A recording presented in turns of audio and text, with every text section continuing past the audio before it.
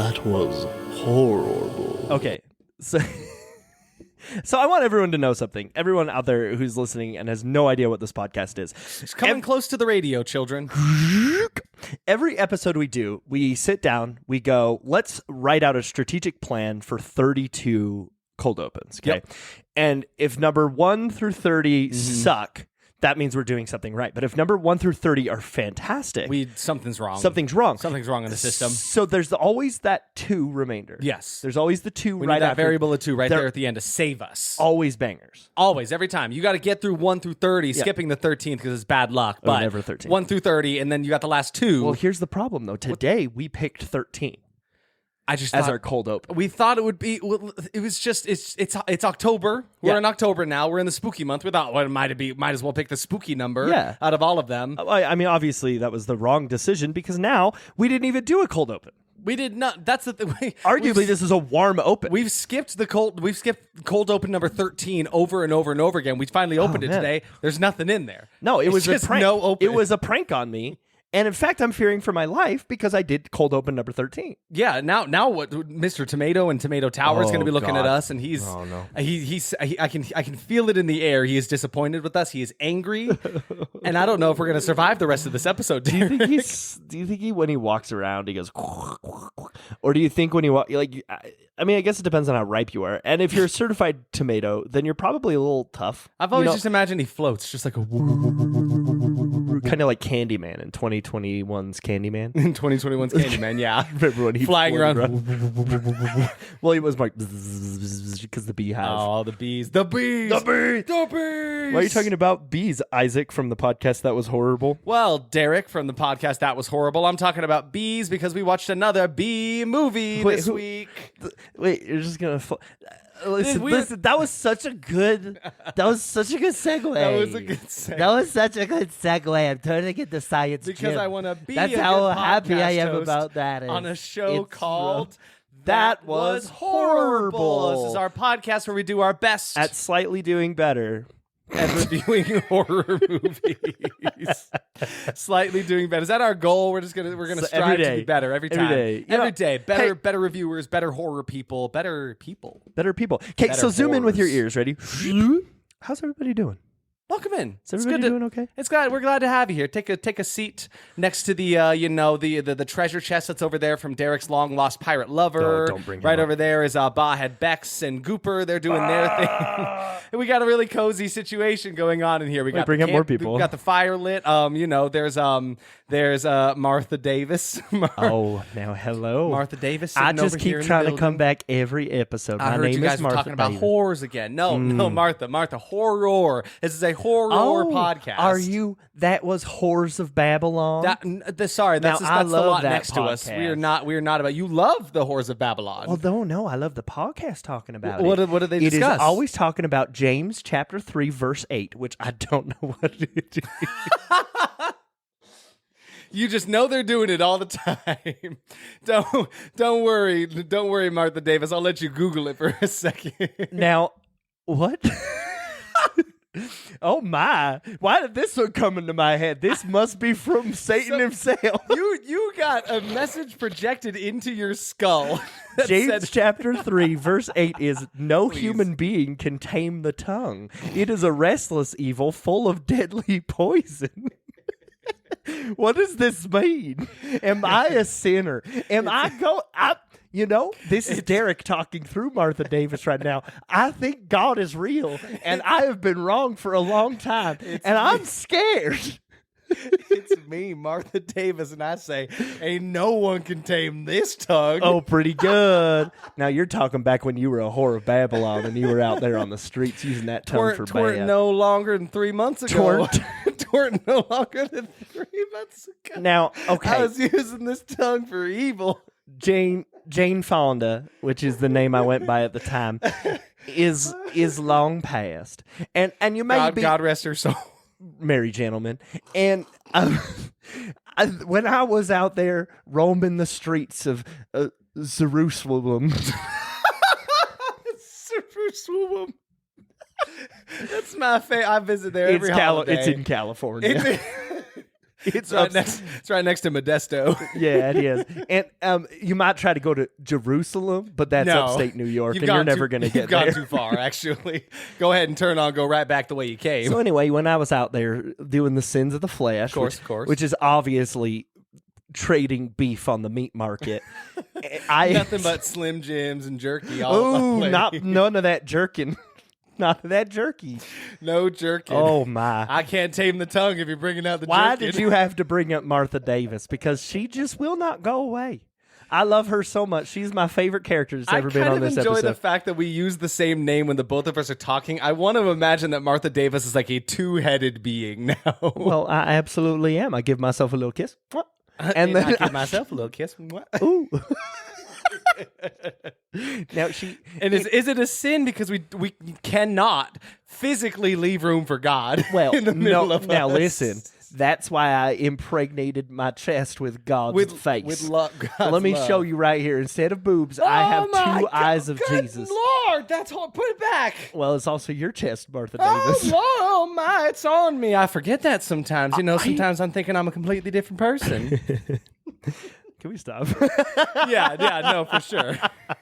I don't know how to break out of that bit. I literally don't know how to leave that character. No, I've got a perfect segue, because if you thought that was a pointless, it tells you nothing about the movie that we watched this week. That would tell you a lot about the movie we watched this week, because we watched Munchies from 1987, a movie where nothing happens, truly. But can we just backstep one more time? Take a whoop. That was really weird, that chapter of James that I pulled up. That's not a bit. Derek, I just said something random. That is what came to his head. But no man, no human being can tame the tongue. It is a restless evil full of deadly poison. Like, what's going on? What the hell? What put this into your brain? I don't know. Where did this come from? Are you okay? Is your tongue okay? I mean, it was bleeding a second ago. A second? Well, like profusely? Or it was like green blood. Oh, well, okay. Well, that's normal. If it was like blue, it's green blood. Anyways, this week we watched the Munchies. Now you apt listeners out there. You what's another word for apt? You really Frank. Smart. You French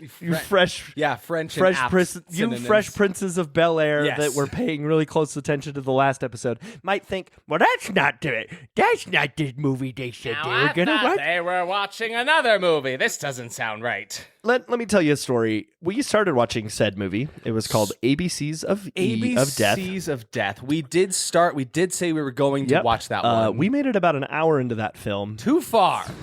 And we decided that there were certain things happening in that film that we did not want to cover / talk about. Simply did not, podcast. and also did not want to relive either. Yeah. Let's just say, okay, here's the thing. I know there's you curious kittens out there, you clever conundrums, you driving daisies. You're going to go out there and you're going to try and figure out why we stopped watching this movie. And let me just say that there were certain things in that movie that were awful.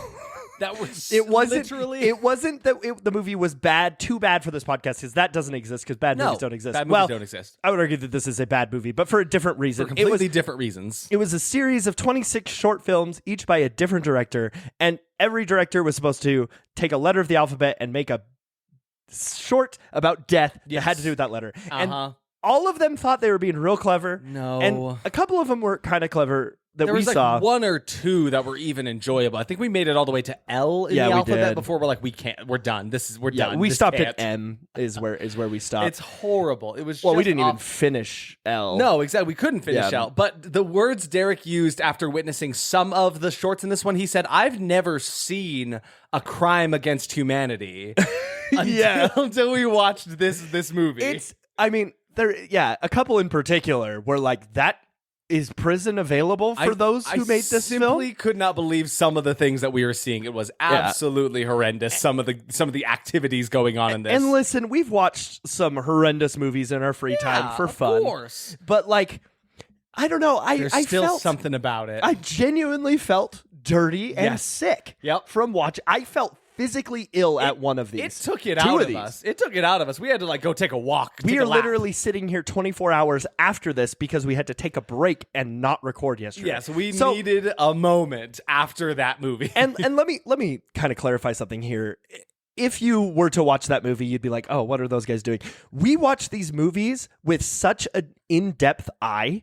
We have to absorb these movies in order to regurgitate them later for this podcast. We have to sit and take notes on them. Yes. We have to really focus in. We have to lock in to gather the information to then, recite it for all of you guys here, right? And I know some people that listen to this podcast that I'm like, I don't want to subject anyone, including myself. Really? And that should be enough. If I don't want to subject myself to it, why should I subject other people to it? Subjecting ourselves to it the one time was pretty rough. And so subjecting ourselves to it a second time, subjecting any of you to it for your first time, like I cannot bring these crimes against humanity to you. Literally, it was like a third of the way through the second short, I was thinking about the warning message I would have to put at the beginning of the episode. Oh man, it would take like 10 minutes to go through all of the stuff that There's so many trigger warnings in this movie, and I apologize to everyone for picking it. Thought it'd be a funny idea. We thought, how could we have known? I don't know. I usually check content warnings. I didn't for this one for some reason. I can't even imagine how long that list must be. I don't want to know. Anyway, so that's that. So we don't recommend watching ABCs of Death. No. Not if you are weak of stomach or have a soul, really. Actually, nobody should watch that no movie. one. And somehow they made a second one, and somehow people liked it. I know there are some of you out there who are like, they say not to. That means I'm even more curious. I'm going to. Don't do it, guys. And I'm such a hypocrite because I'm that guy, right? I'm that guy that's like, oh, they said this is really fucked up. Oh, I'm strong enough. I can take it, right? Yeah, I mean, I said that back in the day with freaking old Google, right? When they would be like, there's this video on the internet. And I'm like, oh, I want to know. Old Google and old Derek sound funny. And then I'm like, oh, what's that cup doing there? Why are there two women in this? Anyway, so... we were all there in the early days of the internet. That's what I'm saying, man. We've all got that itch. That curiosity. Just trust us on this one. I'm like, what's the opposite of a pancake, and why is it blue? Oh God. Hey, that was good. See, I see what you did there with my eyes. Thank you. You know, it was all myth though. That one. What? Yeah, it's not made real. up. Blue waffle that's isn't crazy. real. Don't say those words. It's I am getting PTSD. It's horrible.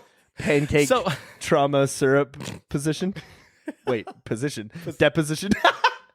So we instead chose, okay, we need something a little more lighthearted and fun. You know what movies are pretty lighthearted and fun? Any of the several Gremlin ripoff movies. I got a list. There's a couple of them. There are more than just 11 the few that we movies. watched. There are 11 movies that were Gremlin ripoffs. And we've watched some of them. Like we've seen Hobgoblins. That was one of them. We saw Hobgoblins. We saw Ghoulies. Now we got to watch Critters. Apparently, Critters is up there. I feel like Critters is good is the problem. That's the only reason it hasn't. But there is a Critters 4 that is bad. Well, there we go. Critters coming at you live. Not yet, but one day they will. Coming at you live from Saturday night. It's New York Times Critters. Hey, that was pretty good. That was pretty good. That's what they sound like. Yeah. Anyway, so what's it like being 2 feet tall? Okay. Can you give me like an analytical analysis on the probability of one star colliding with another star? I'm scared of God. I'm scared of God. Well, you heard it first. You heard it here first, ladies and gentlemen. The critters are scared of God, which means we should be scared of God too. In James chapter... No, I'm just kidding. All right, so we didn't watch any of those. We watched Munchies. Yes. Which is not to be confused with a movie called like Munchie, like Sync. There is a Munchies. Or Munchausen syndrome. Yes. There's Munchies, which we watched from 1987, or I think The Munchies, it's also known as. Or there's Munchie, just singular, which is like, I didn't look too deep into it, but it's like another 80s kind of movie that has this one kind of creepy looking, like small creature. Yeah. Kind of like a cuter, more like the Fonz E.T. is the best way I can describe him. And I looked up the Munchies, and pictures of that guy showed up, and I was like, "What the hell is this?" He's not a part of this movie. This is about some little, pretty much just gremlins, you know, like he's just gremlins. A cute little fella. He's just a couple of cute little fellas. Cute little fella From 1987. Munchel. That's cute. Cool. And now, coming to you live from Saturday night, we got Mr. Munchie here. Oh, wow, small Mr. Munchel. So what do you think? Tell me about God, Mr. Little Munchie. Wow. God was my mom, and I made love to him. Oh, okay. And cut to back. Get him out of the studio. Why do I say the things that I say? Like, I become a character, and I'm like, oh, hold, nothing's wrong now. Derek would never say these things, but Munchie Munchie would. But that's the thing. Like, for some reason, and I think this is why puppet comedians get away with so much bullshit, right? Like Jeff Dunham, right? Jeff Dunham, he should be in prison. Far too long got away with some shit, Dude, right? They still make those jokes. He's still going. He's still doing Ahmed the Dead Terrorist is still a No. puppet I've seen in the real world. Man, but people think it's People think funny it's funny. because it's a Dude, puppet. No, I'm in a show right now. It's like a little parody show, and they literally have a reference to Ahmed the Dead Terrorist, and That's people go wild. People love that shit. Why? You can hide behind a puppet, I guess, and be a terrible person. That's kind of where I'm going with like the voices that we do. Yeah. Like some of the stuff I've said is high horsepower. I've said some really That's true, messed yeah. up He's things. gone some dark places Derek would never go. No, Derek is a little boy. He doesn't even know how to play. Where am I going? Anyway, how's your week been? It's been pretty great. No, I've been having a good time. We are in our first week of October here, Yeah, and Derek dude. and I have been participating as much as we can in a little what's the best way to like It's a film horror, I call it a marathon. a marathon, like a horror film challenge for the month of October, where you try to watch, based on some prompts, you watch a different horror movie for every day of the month, right? I unfortunately have fallen very behind, so Derek is a lot further than me, but I have been watching some horror movies that I've been having a good time with. I mean, I don't know how I'm keeping up, honestly. You're doing but pretty I'm well. on track. You were I've on watched, track. We're currently like 3 recording this a little behind. ahead of a time. And it's day 7. It's October 7th Yeah. today, and I've watched 7 movies. So That's watched wild. Ready or Not today. That was a blast. I checked that one out last year for the same little challenge in October, and it's a good time. Oh, Derek's giving me that face because he made a good pun. That was a blast. If you've seen the movie, If you see the movie, you know. If not, I'm not going to say anything else about it. Samara Weaving is great. Also, I mean, out of all the movies I watched, I only want to comment on 2. Ready or Not was fantastic. If you've never seen it before, it was really good. I also watched Revenge, which is by the same person that did The Substance. Yes. We've talked in length about at this point. One of the most like visceral, insane movies I've ever seen. Further than The Substance? No. Revenge walked. You described. Yes. You haven't even seen it yet, and you described it this way. Revenge walked so The Substance could run. Yes, Yeah, for exactly. Sure. Because like you see a lot of the same like the tropes, right? You see a lot of the like the way women are treated, mistreated, and like the way that women can rise up, but it's a struggle. But also you see a lot of the same like body horror Crazy and gore. shit. Like there's a scene in this movie that I read in the trivia. They literally kept running out of fake blood. They thought they had enough, and they kept having to buy more fake blood I can't to even make imagine the scene work. What even could have been happening there. I also wondered that, and after watching the movie, I went. You Okay. wondered no more. You're like, yep, that makes sense. I don't know know what? how there's enough blood on Earth to I do don't know something how there's like that. this much blood in a human body, is what I said. But I guess you could fill a swimming pool. What? No. Is that true? Could you? No, I don't think so. A swimming pool of blood? That sounds terrifying. That's horrifying. Ooh, that sounds wonderful to me. Count trivia. Okay. Yeah, but you don't drink blood. You drink moose. I drink moose blood. No, you don't. You can't the first yes and Derek. You can't know my moose blood. I'm pool. no butting you right now. Hard. No, but you drink moose. I drink moose like What? liquefied, like how it Yes. You put them in a plasma fire. It's an invention Science Gym made. That If you don't want to into play by the liquid. rules, and I won't play by the rules. Here's a gun. Oh God! No, but that wasn't a gun. That was No, but that gun had no bullets in it. I Ruining love my improv. Mom, he's ruining my improv. Hey, something else happened to me that I didn't even mention. It's been like 2 weeks. What's up? I released a single on Spotify. Derek released. How have we not I used don't this know. to talk about that? I guess I don't know. It's most kinda people crazy. would instantly be like, "Oh yes, I have a platform to talk about this. That's all I'm going to talk about." You didn't even do like a big thing leading up to it much at all. Have No. we mentioned it at all? Derek's got like a music career kind of going off Not here. really. Yeah, I've started writing an album. Well, not starting. All the songs are written Yes. for it, and they're currently in production, which is insane. That's wild. I'm on the same couch as this man. Like this doesn't feel real. I mean, I feel that same way about Count Trivia every day, Oh, and you don't geez. see me stop Oh doing please, shucks. I'm embarrassed. it. Go drink your moose. I'll take my gun and my moose and leave.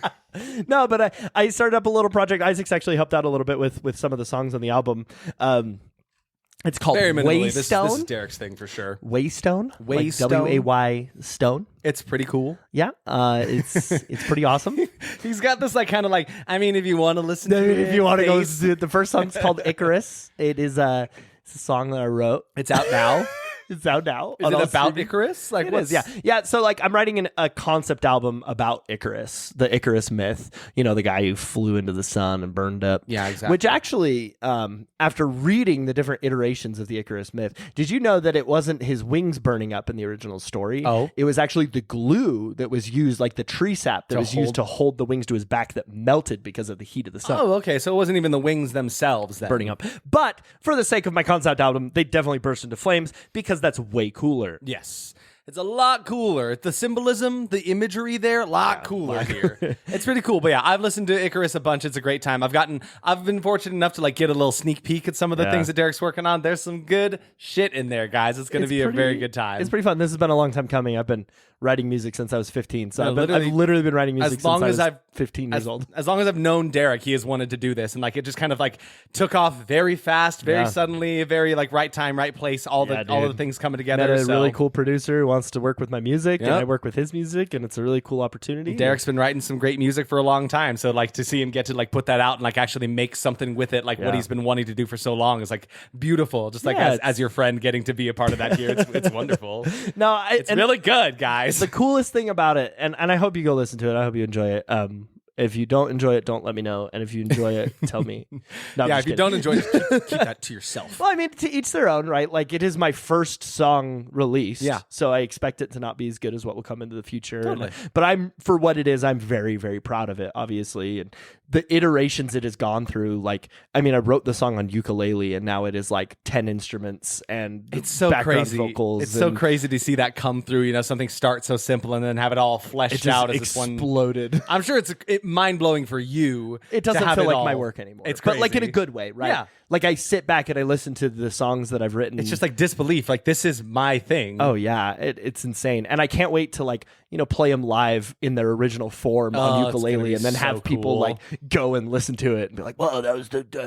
Is that what your fans sound like? All one of them. He's my favorite artist. Waystone. Yeah, it's just a bunch of like gnomes. Please go look up Waystone. You can find him he's on Spotify. I'm on everything. He's on everything, everywhere. Look up Waystone, the song Icarus. It's a great, great time. It's about a guy named Icarus. It's about a boy named Icarus. Actually, yes. I'm not going to say what it's about because I believe that music should always be up to interpretation of the listener. It's fair. Womp womp. All right, let's talk about Munchies. Let's talk about Unless Munchies. You had anything else you wanted to talk about. No, I got. That's all I got. That's all she wrote. We're only 22 minutes in. Do we want to like talk for another 30 minutes? Yeah, do we want to talk for another? Go back to early. That was horrible, and just rant for 40 minutes. Do about nothing but ramping and riffing and doing bits and stuff. Oh, early. Munchies, I hardly know ye.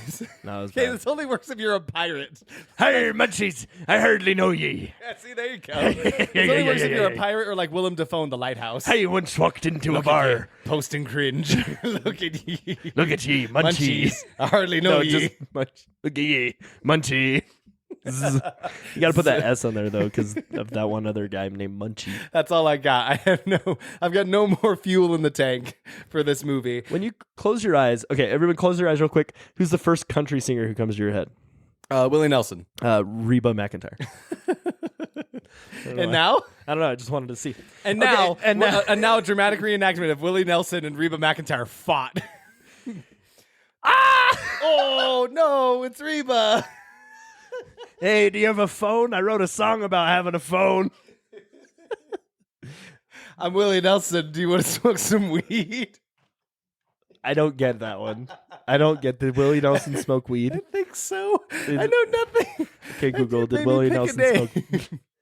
We'll take this to the internet. Going on the why are you looking up? Did Willie Nelson die? Is Willie Nelson and Filch from the Harry Potter series the same guy? No, but actually the actor that plays Filch I almost called him Filth. The actor that plays Filch in Harry Potter doesn't actually look like that. He had a complete prosthetic do-over to make him look like Willie Nelson. I actually believed you for a second.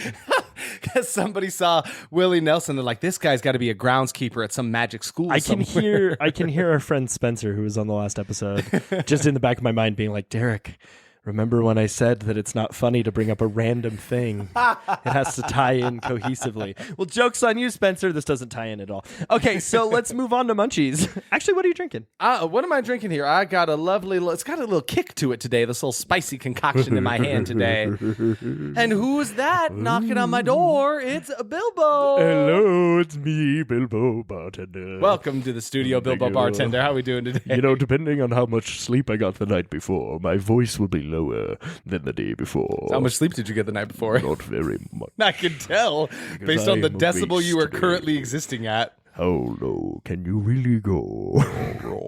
That was not very good. It's not very low. I am Bilbo Bartender. What's wild, just to go back for a second onto Derek's like music career, go back to his song Icarus. It's pretty wild that like he can hit some crazy waily high notes, then also hit some really low bass notes too. It's kind of nuts. I would not call these.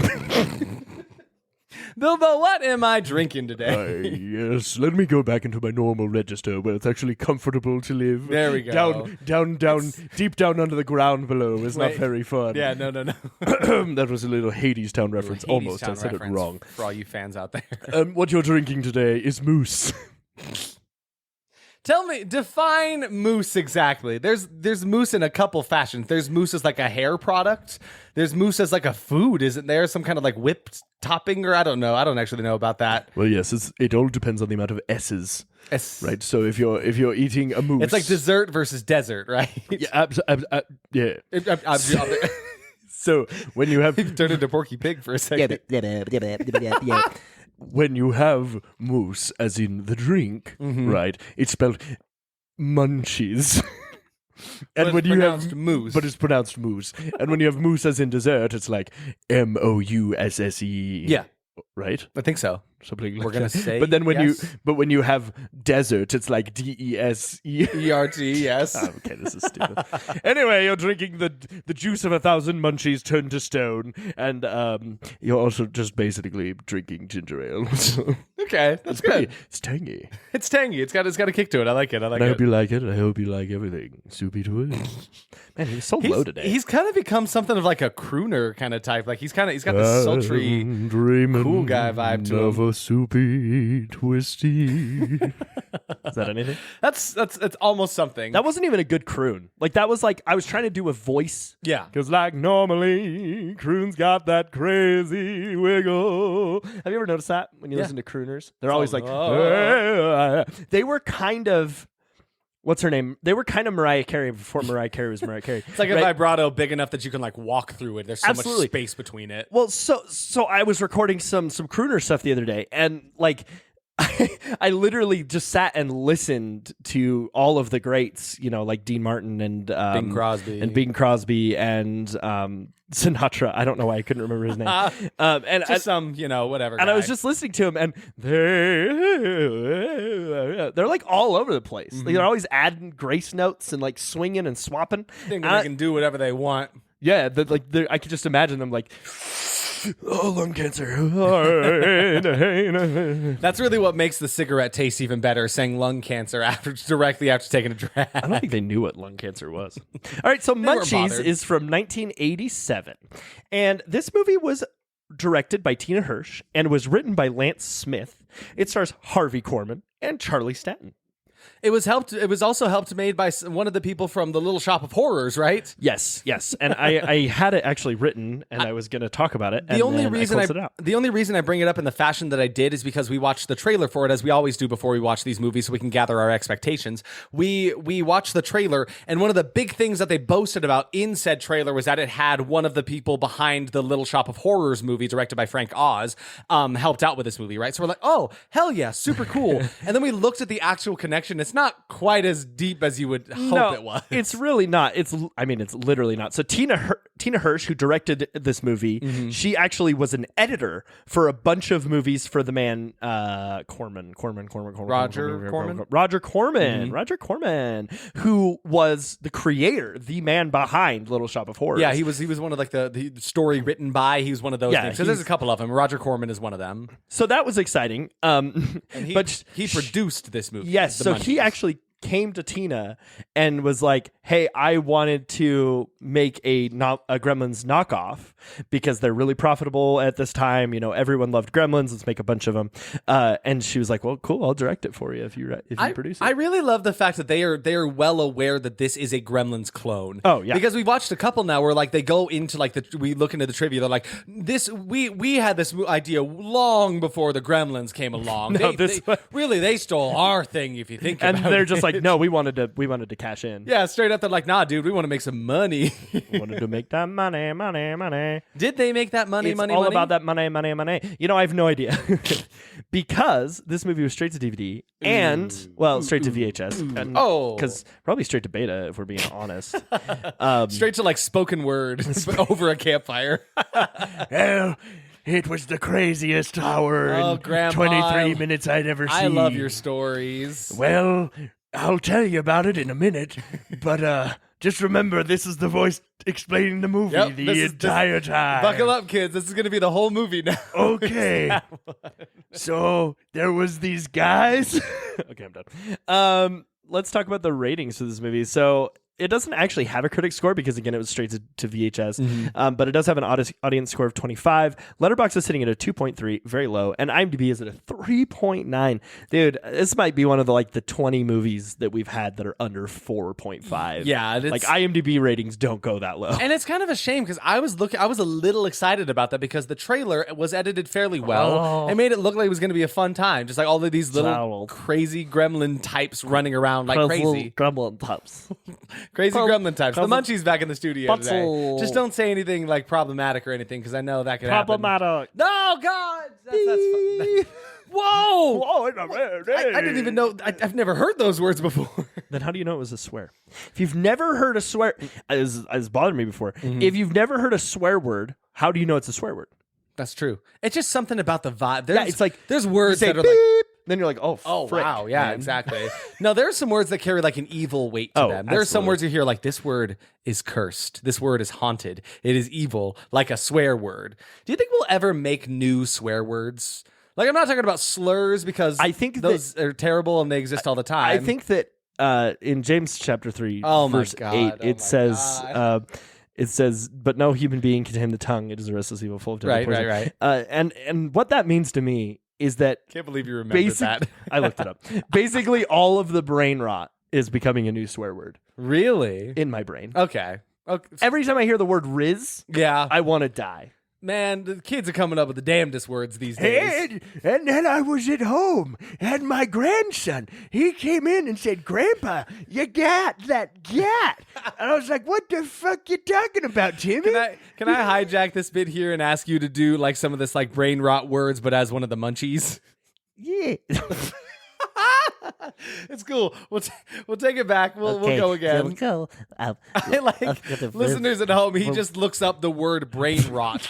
Why is there a complete guide to brain rot on WikiHow? What does it mean when someone says brain rot? Plus, how to avoid Can it? you please go through the steps on this? Brain rot meaning. Brain rot is a slang for users who are too online. Yeah, dude, she totally rizzed up the skibbity toilet until I became a Gyat Sigma male. Cringe much? Dude, you have to get off TikTok. You've got brain rot. Using the term brain rot. Use brain rot to point out that another user is out of touch.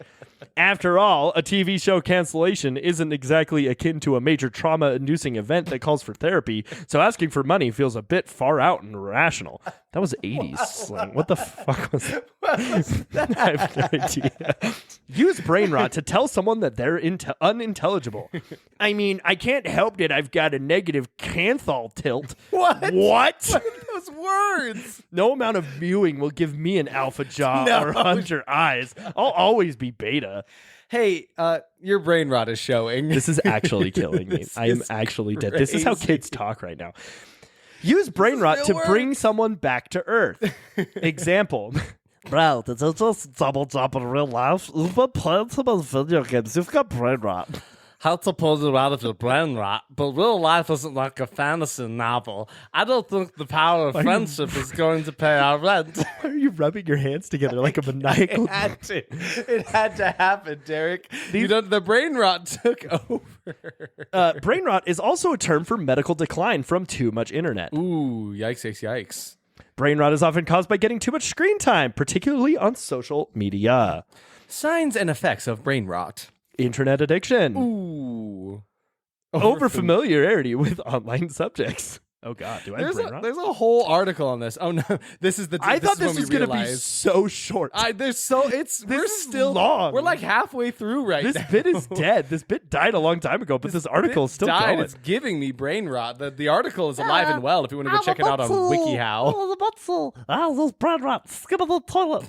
Oh, Ohio. Riz. Munchie, Cat. your brain rot is showing. Oh God, I'm gonna turn into 2. Oh no. Okay, let's talk about the movie. We got to get into this at some point. Let's go right now. Let's go right now. Expectations? Much? Should we get there? Yeah, you got that, Riz dog. I got no. Okay, so generally, I was expecting a good time. I thought we were going to have a fun time with this. I wasn't expecting a good movie, but an enjoyable one where I was going to be able to like laugh along with these kooky little characters and enjoy myself. What were you thinking? I just thought I was going to laugh a lot. We saw those kooky little guys. I was like, I'm going to laugh. I'm going to be here. I'm going to chuckle. Yeah, I'm going to chortle. A very good time. I hope I'm not going to think about brain rot for an hour and a half. Oh, God, yeah. My first formal expectation was that it's going to be very horny because it's from the 80s, right? I mean, if you look up Munchies, the movie from 1987, the poster is literally a girl who's standing like in a dress above a Munchie, and the Munchie is like staring up into her dress, right? So like immediately off the bat, it's like, okay, so they're perverts. Yeah, absolutely. They're gross. Do you think that they fake diagnoses of sickness for internet clout? Oh? So they're Munchausen syndromes? Oh, my God. Sorry. Thank you. Round of applause. Thank you. I did make that joke earlier, but it wasn't as funny as now. You needed to just I need tweak to it. emphasize it. I had to like fully make the joke. You just had to like tweak it a little bit. You went back into the studio. You're like, okay, let's just add a little bit of this, a little sprinkle of that, chemical X. It's a Powerpuff Do you Girl. think when all they can think about is buying a house, that's actually Munchie House syndrome? Munchie House. Now you're just adding another word to it. It doesn't even have to do with munchies themselves. Munchie's house syndrome. Because all they can do is think about buying a house. So it's like a syndrome. It's like a sickness. Oh boy, did you hear about Bill? Guy, yeah, Bill. He's got Munchie's house got that syndrome. Munchie's house syndrome. I just want to buy a house. The economy. I'm just selling a house. I want a house. The economy is shit. I have 6 houses. I don't know what to do with them. All right. My first formal expectation is Gremlins ripoff. I mean, obviously, we didn't know going in that this was like intended to be one, directly a but it was Gremlins like clone. that was obviously my first expectation. I Yeah. was like, okay, ripoff. My second expectation, basically that I just said, just a total Gremlins clone, but fun, because there are some that, one, are pretending not to be a Gremlins clone, and that's not cool. 2, they're not quite as a good time as Gremlins will be, you know? Is as it was, is it will be. I'm in a weird one today. From Gremlins you have come, and to Gremlins you will return. Gross. Crazy, super annoying characters. Oh. I just, the 80s movie, not great characters. That's pretty hilarious. common. That's just so strange because one of my expectations was actual characters I don't completely hate. Oh. I don't know why, but I was like, maybe this one will do it good. I'll care about them. I won't want them to die. I'll root for the good guys, to triumph against these evil munchies. So we are complete opposites here. I just can't stop hearing Munchie House syndrome. I know it's like the worst joke I've ever Somebody made. give me a house. It's so stupid. God damn it. Sold his house already. All right, now you're just referencing things.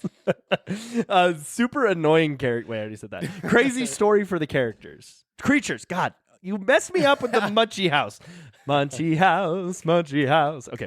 Crazy story. Who's for in there? It's their spouse. Oh my God, they've got a mouse all up in the Munchie House. Munchie House. Munchie House was filmed in front of a live studio audience. So the creatures. Yes. Crazy story for the creatures. I just was assuming it was going to be a weird, plot for why they exist. Like how they came to be, how like where they came around. Yeah. Because we all know the gremlins came from far, far away. It was sold. No, it wasn't sold. It was stolen, and then they misused the I genuinely gremlins. don't remember. It's been years since I've It's seen a the great Gremlins. movie. I actually really do enjoy It's a the great, Gremlins. yeah, it's freaking fantastic. They're very It's fun. been There's years. a reason why people are continuing to strive and reach for what they did that made it so great, Because they're right? cute as hell. Because they're cute as hell. Little mogwai. What's And a gizmo? And they talk like this. I am a gremlin. One more time, gremlin. Hey, I'm a gremlin. God, that's actually that's very scary. I said there were going to be lovable little scamps aplenty. That was something about. I was hoping I would like the characters in it and still root for them, but like, how could I not love a maniacal little creature that's causing mischief? Oh, you little scamp. Even the evil gremlins in the Gremlins movie like are still like you love to hate them. Little scamp. Little scamp. God, I love Horn ya. E. Horn E. Yeah, you already That's touched, it. You already touched on It's that the one. 80s, Your first right? It's gonna be expectation. horny. Yeah, it's gonna be horny. And then my final one just said good designs on these little creatures. That's one thing when you go to, especially intentionally make a Gremlins clone, you got to make a good, unique, interesting creature design. And I liked the way they were looking based on like the quick clips we got of them from the trailer. For sure. My final one is silly puppet effects, because 9 times out of 10 in these movies, you just got a cool puppet that moves around. Nothing extreme about it. Very clearly puppeted by like someone who's probably got their hand up inside of it, or it's on a stick or very, something. very likely just on a stick, Yeah, or like exactly. being leaned around or punched. Or... Nothing really incredible there, I guess. But I guess that's all our expectations. Shall we dive into the Munchies? Whoa, the Munchie! No, God. He's diving in. Oh, okay. Now I'm with him. So Munchies, 1987. That was the Doppler effect. Go. It's when you hear a sound and it gets further away, because to show that something is going past you. That it Whoa, Derek, and he's gone. I was trying to. He explain dived into the Doppler movie. effect. If I I'm had going to done dive that into. as Science Here we Jam, it would've been go. So we see a man named Paul on an expedition with his dad, whose name is Simon, I think. Cowell. Simon Cowell. Yep. He's here with Simon Cowell. They're on an expedition for 6 weeks in Peru. They go into this cave and they find some ancient carvings and writings from this ancient civilization. Definitely seems like someplace they really should not be. I don't know what they're doing here, but they have some guide like leading them through this whole thing. While in this cave, they come across what will be known as a munchie. Right now, they think it's just this little alien. It's this like furry little creature. It's curled up in the corner. It's actually it's a little afraid. It's kind of cute. I mean, I should mention that this is actually Harvey Korman, the old man is. Harvey Korman. He's actually a famous actor. That's true. Wait a minute. He's in all Blazing Saddles. He's in all of the Mel Brooks movies. Brooks. Yeah, he's in History of the World. He's in Dracula Dead and Loving It as Dr. Seward. Like he's been in a lot of things. How did I not notice that? He was also a main character on the Carol Burnett show for like 250 episodes. Wowee. So, yeah, he's a very famous man. Well, we probably won't see much of him in this movie, right? Because this character Simon goes away. Yeah, but you know who else is here is that other guy he plays. That other guy. Yes, this actor. One more time. What Harvey was his name? Korman. Harvey Korman plays 2 different actors in this movie. He plays Cecil Waterman and Simon Waterman. And Simon Waterman. So they're here. They find this little creature that's a munchie. They think it's cute, right? So they're like, okay, we're just going to steal it, basically. They give it some chocolate and they take it with them. They also, this like does but doesn't come back. They also steal a jar of like toxic waste that was next to the munchie. Whoa, I completely forgot about that. It's like almost useless, but they technically pay it off. It does pay off. In a very small way. But so they find it next to some toxic waste, take the creature, take a little mason jar full of toxic waste, and they're on their way. So they've managed to smuggle this creature all the way back to the States. They meet up with Paul's girlfriend Cindy, and she said for some reason doesn't seem to mind that they have some kind of animal in their bag. She doesn't know what it is. She's like, "Oh, cool, you got like a little dog in there or something? I'm cool. I'm Cindy. I'm one of the bros. Let's talk about sports. I'm Cindy." It's basically the gist of her character. Entire character. She is incredibly bland. All of them are. Really, there's not many unique. There's one character that I do enjoy that we have not come across yet, but we'll discuss we'll get there. them. So this creature's kind of cute. They feed him snacks from inside of his little bag. He's learning to talk, like he's mimicking words that they're saying, because right now he doesn't speak English at all, right? So they name him Arnold. So they got a cute little creature named Arnold.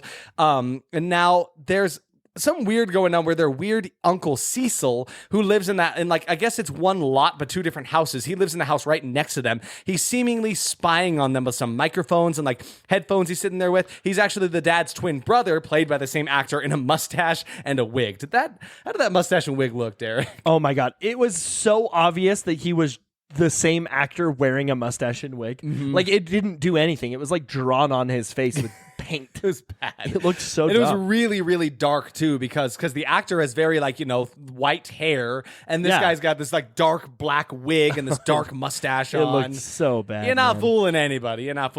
Hey, can I interject real quick? Interject. Just really, really quick. So you know how we mentioned there's another movie called Munchies? Yes, singular Munchies. So I noticed on this on IMDb that it had a double feature film of Munchies and Munchie, That's and I thought that was hilarious. interesting. Then I noticed something real interesting. Can you see whose name is at the top of this Munchie? Ladies and gentlemen, I do believe it says at the very top there, it says Roger Corman presents. Yeah, so I was like, okay, so he did Munchie and Munchies. What the hell? Which is weird as hell. But then if you go to the Wikipedia page, his name is nowhere to be found. But he is on the DVD poster. cover. It says Roger Corman Right presents. up there in big bold letters. His name has been completely removed. He wasn't a producer. He wasn't a writer. He wasn't a director. So that means it has to be bad, right? Like it has to be a really absolutely. bad movie. He was like, here's Munchie. Well, Mystery Science Theater did Munchie. I remember. We watched the wrong one. Well, one of them's a horror. No, I literally, as we were looking these up, I wanted to see that weird one with the singular Munchie character, but it is dubbed as a fantasy movie, not a horror movie. So anyway, sorry didn't for go that. I just one. thought that was too interesting to not share. No, it's great. I would watch that double feature, Munchies and Also Munchie. me. Roger Corman presents the Munchie. Munchie. I got no other. There's no Munchie House. Munchie House. That's a sitcom that we'll create ourselves. It's a sick com. So back into Munchies. Uncle Cecil is spying on them. He's like a snack food entrepreneur, and it seems like he's kind of in need of some money. Like his twin brother told him that he was going to sell him his half of the lot once he got back from his vacation. Then he's like, "Nah, I changed my mind actually." And then you know what happens? So just so that they don't have to deal with two different Harvey Kormans in the same movie, they just send one away to like a conference for the He's weekend just gone. for the whole movie. He's like, "Yeah, I know we just got back from 6 weeks in Peru. There's like this one keynote speaker that I really want to see. So bye guys, have fun babysitting this little alien." It was funny because I missed that line of dialogue when he left, and then he was just gone. Yeah. And like halfway through the movie, I was like, Isaac, where is he? Where's the dad? Yeah. And I was like, Derek, didn't you hear that one line of dialogue that he gave us telling us that he was not going to be here? I don't know. I was probably writing a note. And literally, I think it was just absolutely because they wanted to have the evil Uncle Cecil be the main guy there now, and they just got rid of the other one. So now Paul and Cindy are left to babysit little Arnold, right? And this, I don't know why they thought this was a good idea, but Paul gives him a little nudie magazine. I think he gives him like a Playboy or something to read, just to distract him. And then they're just like, "Hey, we're gonna slip this into the bag we're keeping you in. Bye." And then they just leave to go have, premarital sex. Now, I do not like those words in this podcast. Premarital sex. I'm gonna play you a song on my premarital sex. Premarital sax. That was, it's almost like primordial sax. And now get ready for primordial sax. That's kind of like a didgeridoo. You can tell we really great want to concept. talk about this movie. I don't want to talk about this movie. Keep going. So they leave Arnold alone for a second. That's basically what's important right now. There's a cute moment while the two of them are in bed. Arnold, the little munchie, sneaks up inside of the bed under the covers. He's just crawling around. He's so funny. You go.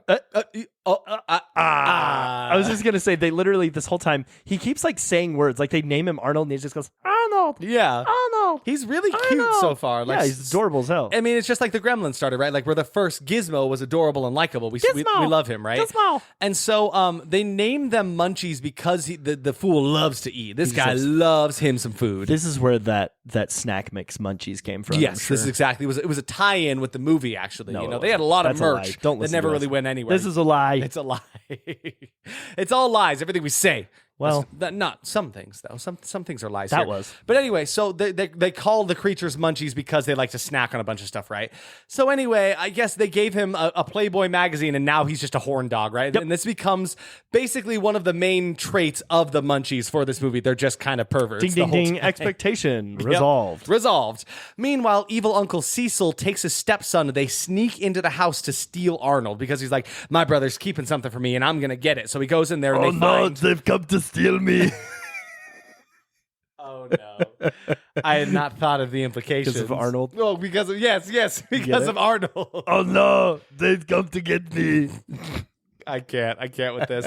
Can I please make like a YouTube video of like the Munchies walking around and just go, oh, Yes, please. I'm so horny. Hello, baby. You like me? I like you. Why are you doing Borat now? Hey, you like me? No, that was not Borat. My wife. There it is. So Cecil's stepson, who's by the way, his name is Dude. He's just like this deadbeat hippie God. that he makes fun of the whole time. I completely forgot about this character. He's the most pointless character in the show. So Cecil's stepson, Dude, is left alone to babysit the Munchie now. He's honestly too busy listening to music to really give a shit. Oh, I don't really care, man. I just want to sit here and listen to my tunes. It's like almost like young Nicolas Cage. Yeah. I was just like, bro, man. It's like surfer Nicolas Cage. Oh. I had to like close my eyes. I really wish you could see the face Derek made. So he's too busy to actually watch the little Munchie. I almost called him the gremlin. So Arnold can pretty much just do whatever he wants. So he starts terrorizing this man by throwing things all over the room, sliding around on his. I terrorize you. Dude, no, don't. I'm gonna throw your shit. Those are my records, dude. Come Get on. to the record. This sucks. It's pretty enjoyable right now. It's just right now Arnold is pretty lovable because Dude was kind of being a piece of shit. He did kidnap him. He even like takes him at one point and throws him backwards against the wall. Fuck him. I was like, yeah, fuck you. I don't care about Dude anymore. Fuck you. Suddenly, in the midst of this fight, the Munchie begins to grow longer talons and like bigger teeth. So it's actually becoming a bit more of a threat to Dude here. And it bites him on the hand. He starts bleeding. And then Dude retaliates by grabbing a gun and shoots him. Oh. Is that what it's like when he gets shot? The only reaction. Oh. Oh no, Arnold got shot. But it's okay. It heals right up. No problem. He's got this little divot in his tummy and just like whoop goes away. I've come from the future. I can make it through that one. I can. But then Dude grabs this big ass kitchen knife and just slices him straight in half. And I'm sure he'll be fine. Oh yeah, it's good. I'm sure he'll be fine. If he can revive himself from a bullet wound, he'll be fine. We immediately called the rest of the movie at this point. Yeah, we're like, oh, he's going to replicate. So that's where more of them come. Because at first we were like, okay, what's going to happen is the bottom half is going to grow a top half, the top half will grow a bottom half, and then there'll be two of them, right? Yeah. We'll see what happens. So from the remains of his corpse, several new Munchies formed themselves out of a bubbling mess. There were 4 of them now total. But the way it's shot after this makes it seem like there's like 6 or 7 of them. There really were only 4 to begin with. But what's more interesting about this is like, okay, so we have Arnold. He's barely learning how to talk at this point. He's been very kind-natured and cool at this point. I guess not really fighting with Dude. But now they all have like their own distinct personalities and names. They start talking with each other, and they're pretty funny, and they can completely speak English at this point. Yeah, and something I want to mention now that we're at this part is the main voice actor for the Munchies. It was actually 2 people. It was Fred Newman, who is not as important. I'm sorry, Fred Newman. I just wanted to check and make sure. Much love to you, Fred Newman. He was some voices. He actually played Mogwai in the Gremlins, which is kind of funny that he was in the Gremlins and also in this one. So he voices critters, it would appear, just like creatures and small things. Yeah, he was also the golf announcer in Between the Lions, if you ever watched that show as a kid. Sure. Frank Welker, though, is the other voice, and you may recognize his name. You may not know why you recognize his name. Why does that ring a bell? That's Scooby-Doo himself. That is the man, the myth, the Scooby-Doo.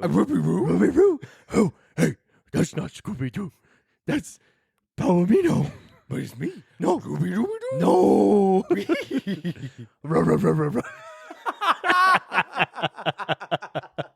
That's how High Horse. Never had High Horse laugh. It's because High Horse doesn't laugh. He's a very depressed horse. He also did the voice of Shao Kahn and Reptile in the Mortal Kombat. That's crazy, actually. He was also Shockwave in Transformers, Megatron in Transformers. Megatron. He's played a lot of Megatron, hasn't he? Yeah, he's played so many. He's played Garfield a few times. He's played Mickey Mouse a couple times. He played Scooby-Doo a lot. He played Curious George a couple times. He played Garfield in Nickelodeon Extreme Tennis, which is like that should be top billed. Really though, yeah. He played Counselor 2 in Revenge of the Teenage Mutant Ninja Turtles, which is pretty dope. Keep going. Ran out of things to talk about on the voices. No, he has 900 credits. So good lord. It's going to take a while. So Catch we're us just on gonna our move on. spin-off episode where we just talk all about Frank Welker and all the things he's done. I mean, that'd be fun. I mean, listen, I'm sure he's a very, very established voice actor. He's actually like super huge in the industry. If not just for playing Fred and Scooby-Doo. Yes. In the basically everything Scooby-Doo. I mean, big respect to him and to voice actors as a whole, right? I mean, both of us have done voice acting work at least a little bit, right? It's not as easy as a lot of people It's a whole lot think. of going, oh, shit. No, that wasn't it. No, that wasn't the same. I forgot to turn the fan off in the room. Hold on. That wasn't it. It's still God. One of these days we'll that's get why I it. like doing voice work in this podcast because it's nothing. It's stupid. It's nothing. It's just I can ridiculous. just do it. I can just do it. So now we have 4 Munchies. They kill dude, and now they take his gun. So now the Munchies have firepower. Paul and Cindy have now realized that Arnold is missing, so they go out in the front of the house to look for him. And then this little group of Munchies is chilling on, I don't even know what part of the house, like the roof maybe, and they just start shooting at the two of them with their gun. Oh yeah. So then they distract the Munchies for a second, and then Paul just covers them with a trash can. The best part about this is like, cool, we did it. Covered this trash can. They have a gun, you know. He just leaves the trash can on top of them. He just walks away. And they blow walks up the straight, trash can. Yeah, he just walks straight towards Cindy. And then guess what? Yeah, they shoot straight up in the trash can. It blows it all away and just blowing trash all over the place. The Munchies then hijack their car and speed away. We're gonna drive the car. Oh, wow. I want to drive. Oh, this is weird in here. I want to smoke some weed. That wasn't even words. That's basically what they sounded like. The Munchies hijack a car. So these little dudes are hilarious. I really, really enjoy them. It takes all of them to control this little car. You got like 2 of them at the steering wheel. One of them's down on the pedal. They're like, go faster. He's like, I can't push any harder. It's so cute. They're actually pretty great. I think they're really cute. Their puppeteering at this point is not like stellar, but it's silly enough to just be fun to watch. They are sincerely the saving grace of this movie. They are a very, very They're fun the only time. reason this movie worked. There's a wild scene that happens right here, actually, where they start driving the car. They start racing against this old lady in a car next to them. Oh yeah. What the hell was this about? I don't know. She started throwing grenades at them. Yeah, literally. So they're driving side by side. The Munchies swerve into her car, and she's like, "Absolutely not." She just starts throwing little bombs at their grenades. car, like little smoke bombs or something.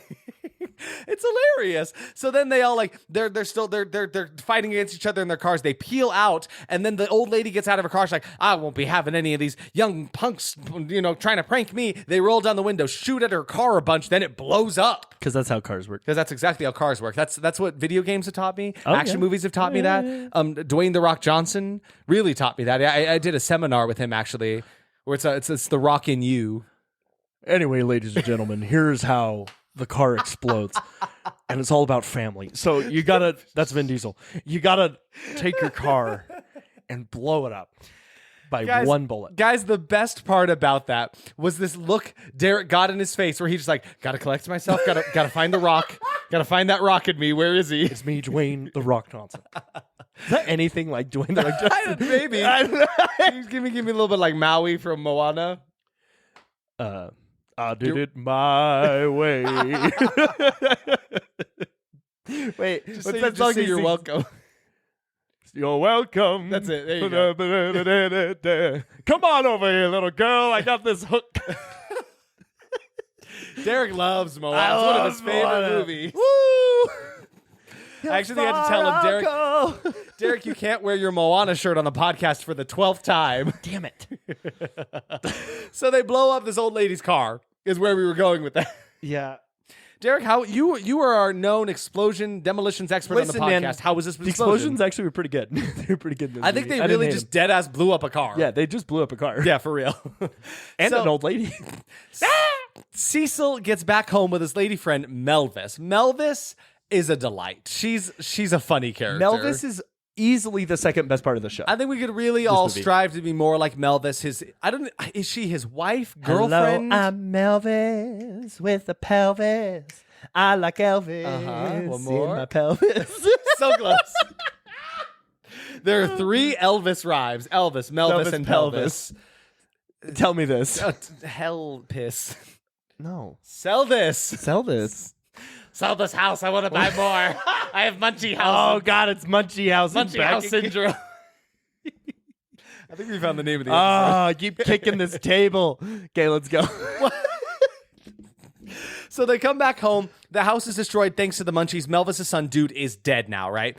And unfortunately, they can't make me hate the Munchies. They're menaces, but I love them. There's another scene where they run some bikers off of the road into a river with their car. Like they're just dicks. Can we real They're quick? so funny. Can we real quick just talk about Melvis and Paul's and Dude's relationship?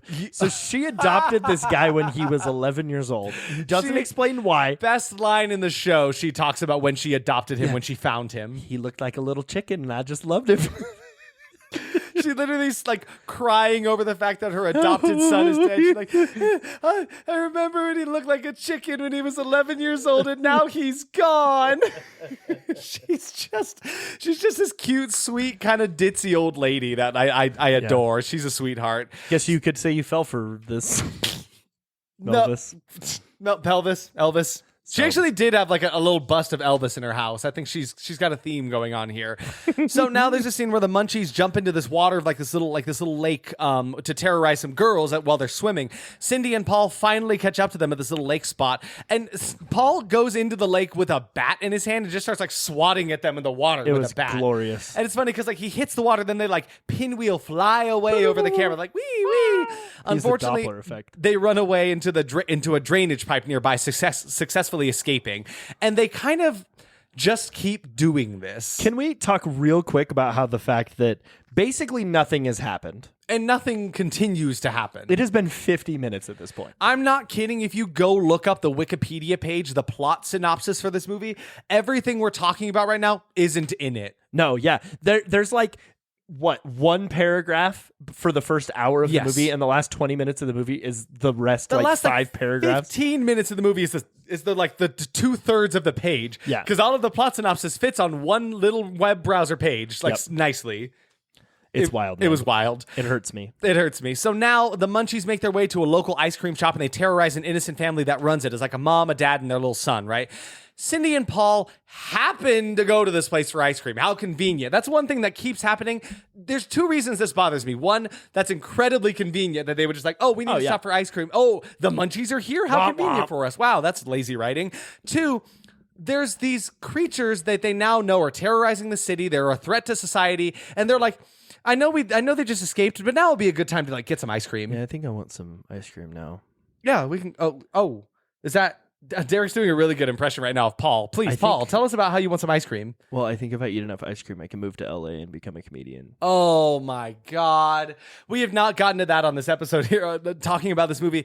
There's a bit of a plot starting out between Paul and his dad, Simon, where he's talking about how he wants to go to LA to try to start his comedian career. Yeah. There is not a single line of dialogue in this movie that gives us like Paul is a funny character with the quips and wants to be a comedian. This man has the charisma of a rock. I wish that... Not of The Rock. The Rock has way more charisma than the this. country, specifically a stone that has been forged from water and not air. not like a rock from like Everything Everywhere All at Once. It's got like googly eyes on it and they're cute. No, that has a lot of charisma. That has a lot of charisma in it. Yeah. Really touching. Dude, he's just bad. Yeah, Derek really hated Paul in this thing. But like, I don't know. For me personally, I hated him at first, and then it continued and was relentlessly so bad, nonchalant, didn't give a shit that it was kind of funny at the end. It was like funny in the way that like watching someone trip is funny. Yeah. You're like, oh, ha ha ha, glad it wasn't me. You know? That's fair. That's fair. You know, like I'm glad that I'm not this man. Because he's so bland. So Cindy and Paul happen to go to this place for ice cream, right? How convenient. And yet again, they make a speedy escape as soon as the couple gets there. So it's literally just... The rest of the movie follows this plot where it's like Munchies are terrorizing a place. Conveniently, people go there to stop them. They get away. And that just keeps happening. So they take this poor family from the ice cream shop to a nearby hospital. Then they continue their hunt, except they don't. They just go back home. They're chilling and watching TV. Yeah. Like, I don't understand. Do they give a shit about these guys or not? Meanwhile, the Munchies are all having the time of their lives at this little golf course. They're like shooting like bow and arrows at each other. They're sword fighting on a little pirate ship. Like, dude, I want a movie that's just the Munchies having a good time. Oh, yeah. They're having a great time. Also, this golf course, this will come back later. This golf course definitely looked like it was like 80 years old. Oh, yeah. Like it had been here for like 80 years. Had been well established. And yet, the next scene, they're just having a very convenient way to get to where the Munchies are because now there's a ribbon cutting ceremony at this golf land, is what they call it. That was literally one of my favorite moments in the movie of bad writing.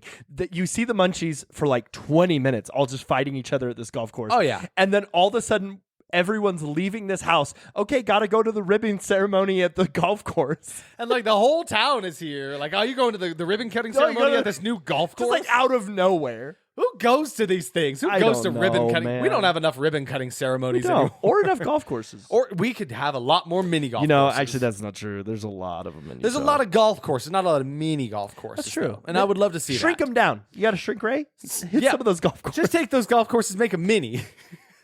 So yeah, now there's a bunch of people here basically for the Munchies to continue to attack. There's a cop there. They attempt poorly to kill the creatures. They're just like trying to shoot at them. And then the Munchies are like in this one big mansion kind of like golf course thing or mini Maryland golf mansion? thing. And then they just throw a bunch of golf balls back at them. The Munchies are still hilarious, and I like them more than any of the people in this movie so far. Except for Melvis. And then Cecil takes, you know how at ribbon cutting ceremonies, they take those comically large scissors and they go to cut the ribbon, right? So he takes those giant scissors and chops the Munchies into bits, creating even more Munchies now. I think there's like 7 of them now at this point. They mention how it is. At least. And guess what? What's going to happen? They're going to escape back into the drain pipes and make it out of here no problem. Like, it just keeps happening. And then for some reason, Cindy and Paul are in a police car going to jail. Yeah. Out of nowhere. They're just getting arrested by like this newbie little deputy. His name is Eddie. He's kind of a piece of shit the whole time. But he's like arresting them, but we don't see a scene or a shot where they're like, all right, time to go to jail. No, exactly. They end up having to like find some lie to convince him to like help them in this journey. Cindy like hits on him really, really hard, and it's awful. And it works, unfortunately. Of course. So now, for some reason, they're like, okay, we're going to go back to the golf course. But instead of going back to the mini golf course, Cindy, Paul, and this newbie deputy, Eddie, they find the Munchies at a movie rental place. Well, no, they don't even see him in there. I think they just are They going just to rent a movie. They literally are like, okay, we're going to turn around and go back to the golf course. We were like, why are they going back to the golf course? That makes no sense. Yeah. And then they show up at a movie at a Blockbuster. Hey guys, I'm really sorry about like almost arresting you. Then this pretty girl flirted with me, so I'm not going to do that anymore. I'd really like to make it up to you by going to rent a movie. Yeah, I'll rent you guys a movie. Have you guys ever seen Gremlins? I think it's a really good movie. Or maybe Little Shop of Horrors. Even or Munchie, also by Roger Corman. Any other Roger Corman projects. So they go here, at this movie rental place like a Blockbuster, right? And so they're again conveniently all of the Munchies are in there just causing more panic and chaos. They take one of the Munchies and throw them into a TV. It explodes and the Munchie dies from electrocution. And then instantly that Munchie turns into a stone statue of a Munchie. So they have a way to kill them now. So they have to kill them with electricity, right? And then they teleport into an underground tunnel full of barrels. Suddenly, yeah, the Munchies escape again, and they're like, oh, we got to go under the city because apparently there's just this wide expanse of caves under the city. The city. Tell me how this makes sense, because it doesn't. It does not make any sense. So yeah, they're underground in these tunnels full of a bunch of red and green barrels. It seems that like Uncle Cecil is aware of these, like maybe they're because of him, because he was talking earlier about how he has like a shitload of toxic waste that he's trying to turn into product for him to sell, right? For his like snack companies that he has all over the place, right? As they're doing this in like these underground tunnels, Cecil, Melvis, and then the sheriff, who by the way, I don't understand what's happening here, but like the sheriff and Melvis are like an item. They are clearly they keep like kissing and having some weird affair. I really don't understand what's happening there. And it doesn't seem like Cecil either notices or minds. I don't know if he cares. I don't think he notices because he's obsessed with Melvis. Yes. He literally names everything in this town after There's Melvis. like Melvis Land, Melvis this, Melvis this. Melvis like Burger. He is a simp, a lover boy through and through. And honestly, God bless you, because Melvis is a gem and I love her. Except for the fact she's like cheating on her husband. Except that. Literally right behind that his is back. the one thing that's like literally directly behind his back. There's his back and there she is. Literally right behind his back.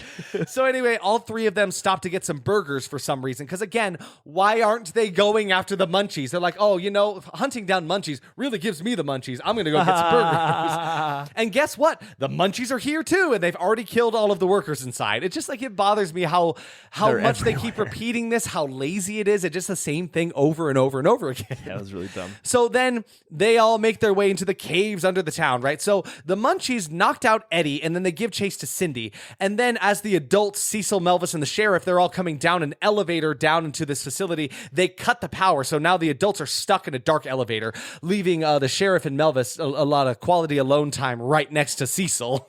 It doesn't make any sense. It just seemed like a convenient way to not have to deal with the adults for a second. So now the Munchies start messing around with all of the equipment in this factory. It is Cecil's factory that he uses for all of his multiple snack corporations, right?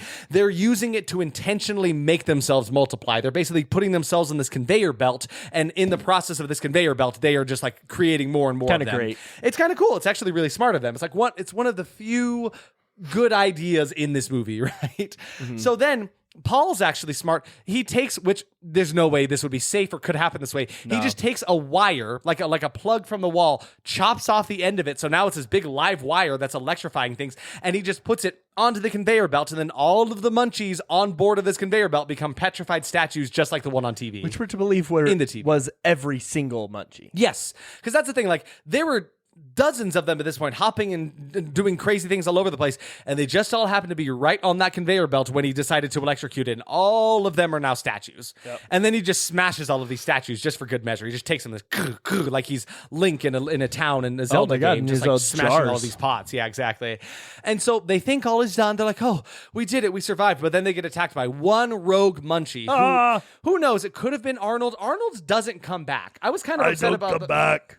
I won't be back. That's good. That's actually really good. This is really good. I was kind of upset that, like, in the Gremlins, you've got Gizmo, right? Who's like the good Gremlin who like is present throughout.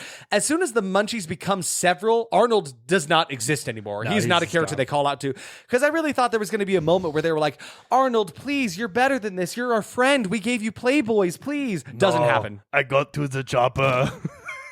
Goodness. So Paul wrestles with this Munchie. We'll call him Arnold just for the sake of it being continuous. I don't know.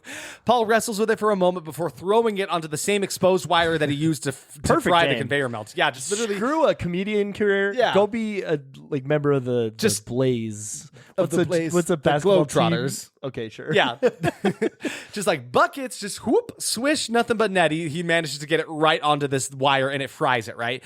So Eddie, the newbie little like deputy cop, manages to rescue the adults from the elevator, and I guess everything's okay. However, Paul discovers that Cecil is using a lot of illegal ingredients in his snacks here. We're talking like toxic waste and like shit that would kill people. He literally says, I'm like making my candy out of toxic waste. Yeah.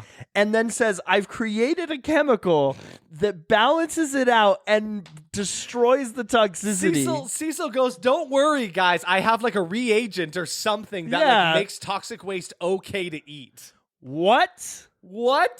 That doesn't exist. Stupid. And he never elaborates on that. He just says that. It's like, okay, sure. So yeah, Paul gets angry at his Uncle Cecil for using all of this stuff. He tries to bribe Paul, and Paul's like, no, it just gives him one swift punch into the face. And then the sheriff arrests Cecil and Melvis for their participation in this very illegal operation. I was actually kind of surprised that he arrested Melvis, considering the two of them have something going on between them. Well, no, they're just closer because he's in jail. That's fair. That's can see you every day when you're in jail. So now Cindy and Paul can drop some sick bars. Drop some metal bars. Yeah, you got it. I got you. I'm with you. Cindy and Paul come home and run into Paul's father, who's been gone the entire movie out at some conference, right?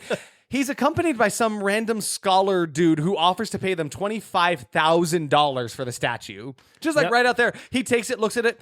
Yep, I can offer you $25,000. The funniest part about this is like I assume he'll mail them a check or something because he just walks away and walks away. Okay, so like what the hell? Because Cecil gets home or whatever. Simon, Paul, Simon, Garfunkel, Mary, and Tyler Moore.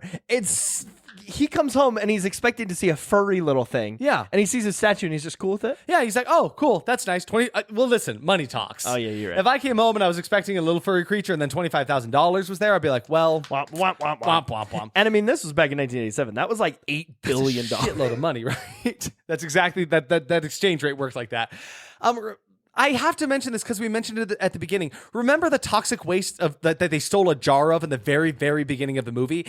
They say it contains no elements known to Earth. So Machu Picchu is this, quote, toxic waste dump of the gods. And so they're like, the Munchies truly were aliens the whole time. And nothing comes of that. They just felt the need to kind of throw in, yes, they were aliens the whole time. So then our final shot here, as the scholar who bought the statue is driving away with his new prize here, dark clouds form overhead and a bolt of lightning strikes their car, bringing the last remaining Munchie back to life. And it says, amigo. For some reason. I don't know why.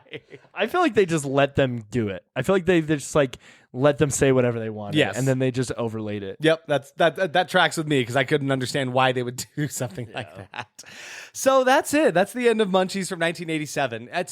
We stretched it out as long as we could have. It's sincerely so much. It's a movie where nothing happens. Most of that synopsis was the last 10 minutes of the movie. Yes, honestly. So shall we dig into our expectations here? Yeah, man. So my first expectation was very horny because of the 80s, and it was pretty funny to me how they made the Munchies horn dogs by simply giving them a Playboy magazine, and then that became their whole personality trait. But they're the way that, and that was my expectation too, so I'm just going to do it here. Sure. The way that they did the horniness was so stupid, though. They were just oh, yeah, show us your boobs, lady. Yeah. Oh, yeah, nice legs. It wasn't quite as sexed up as I thought and was expecting from an 80s movie. neither. There wasn't any nudity in it or it was anything just that. little comments that these little munchies would make. They were just kind of horn dogs. Oh, hey, toots. And they're just kind of Like that kind of gross stuff. Yes, exactly, right? I said just a total Gremlins clone, but fun, and every movie with little creatures yearns to achieve what Gremlins did, and I'd say this one kind of misses that mark, but damn, those little dudes are fun to watch. They are, yeah. It was definitely a Gremlins ripoff. I mean, it was literally created to be one. Yes, to capitalize on that, right?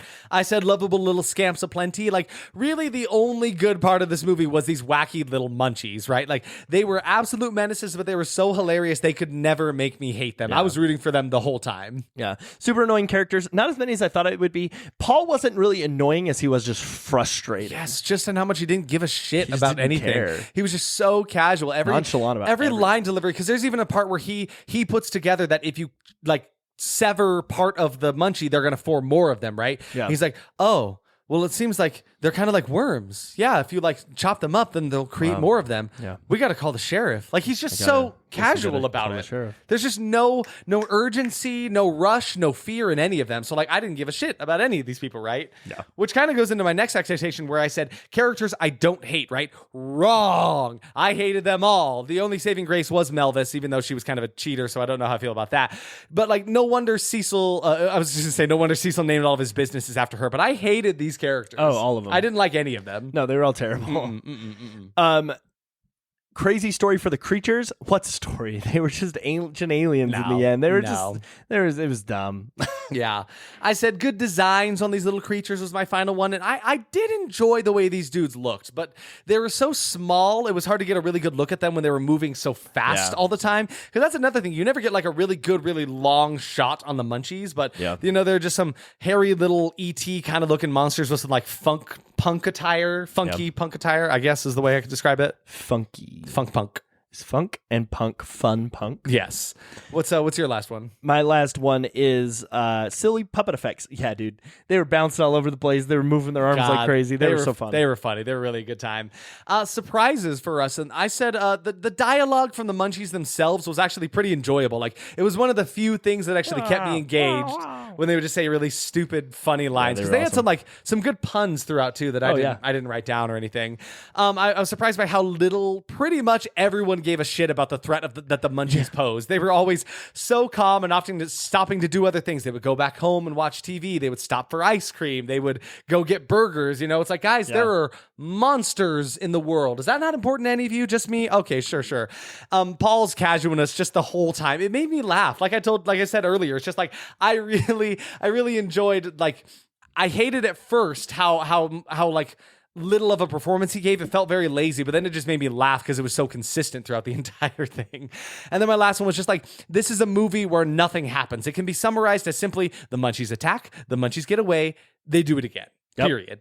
But those are all my surprises. What about you? The lack of an actual movie is what shocked me. Literally 20 minutes of this movie actually existed. How much of the film wasted my time? I mean, that goes half and half. That goes hand in hand, right? It literally just felt like it was wasting my time. Guys, this movie was an hour and 23 minutes long. It felt like and 6. It felt like one of the longest ones we've watched for the podcast. Absolutely.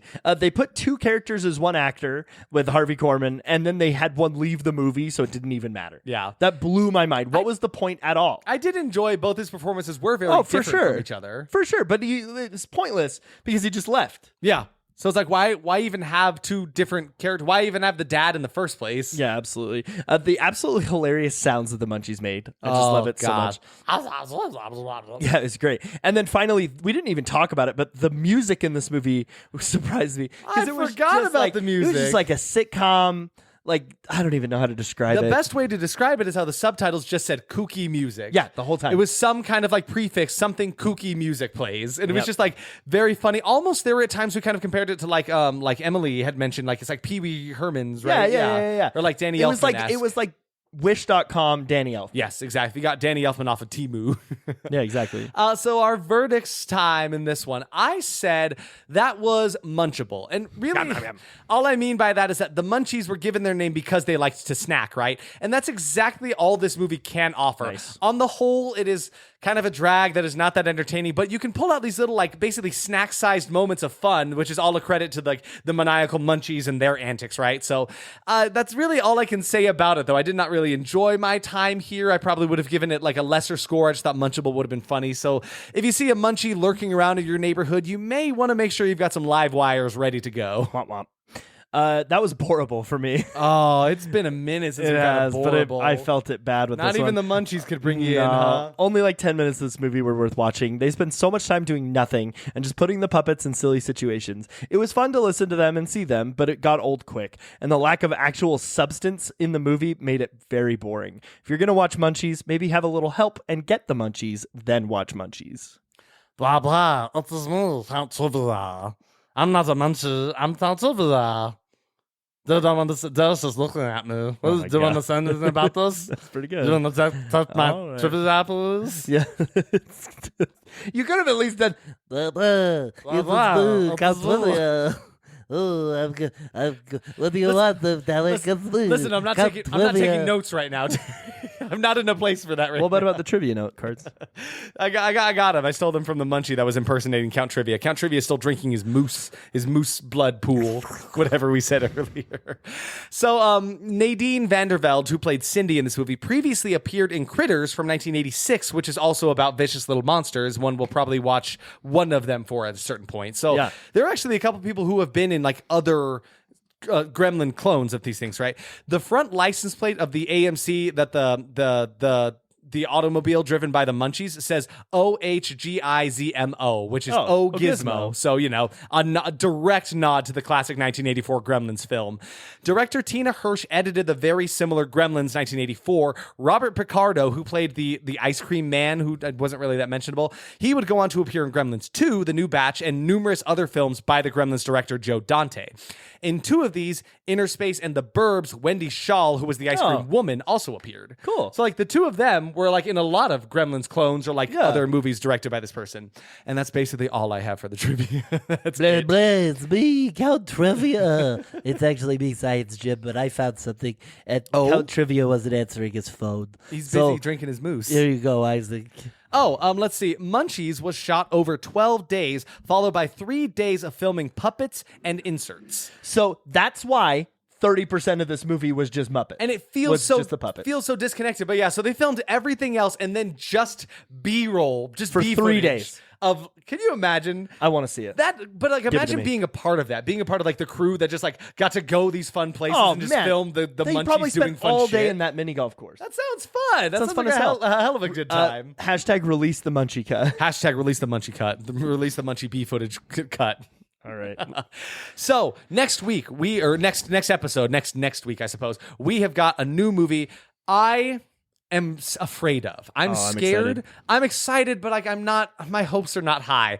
If you, I haven't mentioned it much on this podcast. I'm a big fan, always have been, of the character of Hellboy from Image Comics graphic novel, or is it Dark Horse? Shit, I don't know anymore. Horse. It's Dark Horse. It's Dark Horse. They Image is different.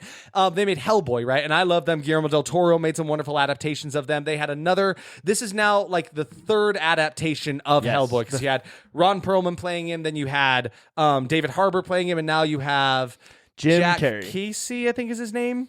Not Jim Carrey as Hellboy. Wow, I got all these Hellboys on me.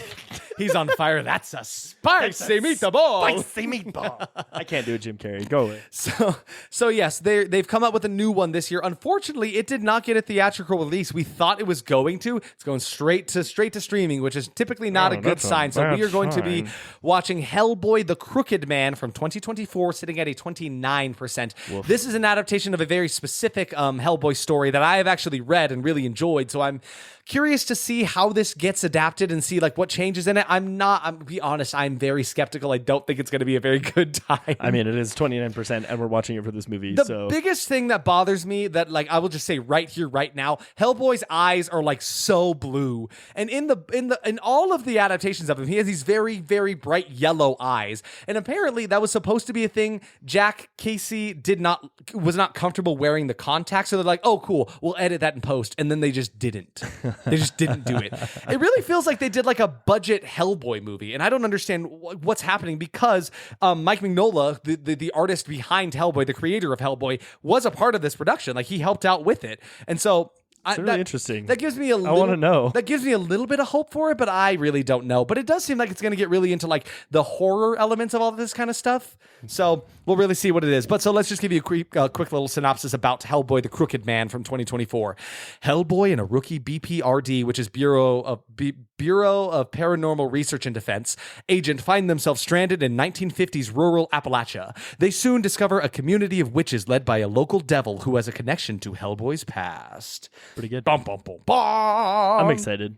I am also excited because, like, love it or hate it, I do love Hellboy as a character. So, like, anything to do with that, I think will be a good time. And I enjoyed. Most of the time I enjoy the Hellboy movies. The last recent adaptation was not my favorite, but the Guillermo del Toro ones are fantastic. Oh yeah. They're so good. But thank you for joining us here on our little podcast. Thank you so much. Do we have about Garfield? We should talk about Garfield. Yeah, we can't send you on your way without giving you a little bit of a Garfield behind. Garfield horoscope. Garfield, you are still here. You're still our great friend. Garfield's kind of going through it in this one here. It is a 3-panel comic. There's not even a title for it. It's just 3 panels. One, Garfield just going, ah! It's like Charlie Brown. Yeah, no, that's better. Jarek's is better for sure. And then in the middle, he just looks disheveled and angry. And then the last one, he just says, good morning, with like this kind of shitty, like, smile on his face. Yeah. Derek, what are you in this one? I'm the speech bubble. You're the speech bubble, which is the first one or the second one? I'm all of the speech bubbles. I am the disheveled nature of Garfield in this one. The reason I picked the speech bubble is because just think for a second, if you were a speech bubble, right? Whatever is given to you, whether it's a scream of "ah" or a "good morning," you stay the same.